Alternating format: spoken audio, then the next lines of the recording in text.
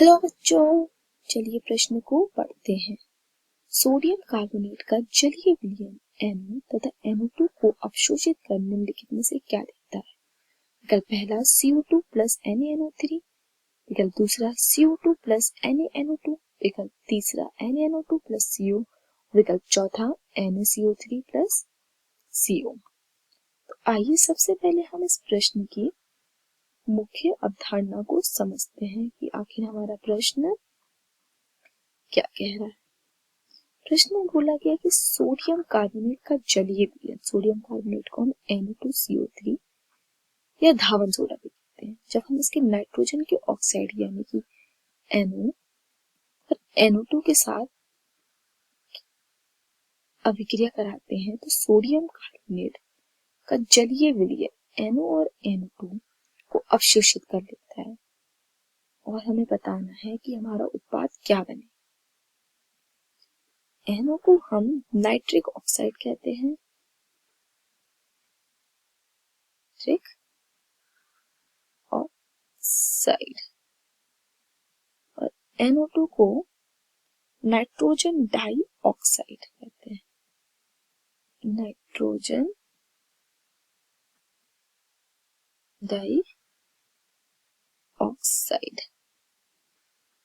इस NO2CO3 को sodium carbonate और धावन सोडा भी कहते हैं।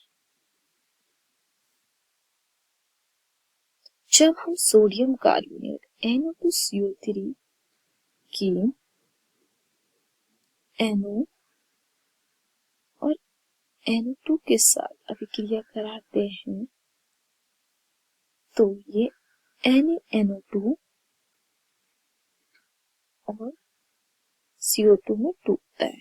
बैलेंसिंग कराने पर 2 NO2CO3 के मोल लेते हैं, 3 NO2 के, तो यहाँ 4 NaNO2 आ जाता है। NaNO2 को सोडियम नाइट्रेट बोलते हैं। क्या बोलते हैं? Sodium nitrate. और कार्बन डाइऑक्साइड यानी कि सोडियम कार्बोनेट के जलीय विलयन में NO और NO2 को अवशोषित कर लेता है तो हमें उत्पाद sodium nitrate NaNO2 plus CO2 मिलता है। तो आइए पर हम इसे विकल्पों की सहायता से देखते हैं। तो हमारा विकल्प दूसरा NaNO2 सोडियम नाइट्रेट और कार्बन डाइऑक्साइड विकल्प दूसरा सही उत्तर होगा। आशा करती हूँ आप सभी को मेरा समझाया हुआ प्रश्न समझ आया होगा। धन्यवाद।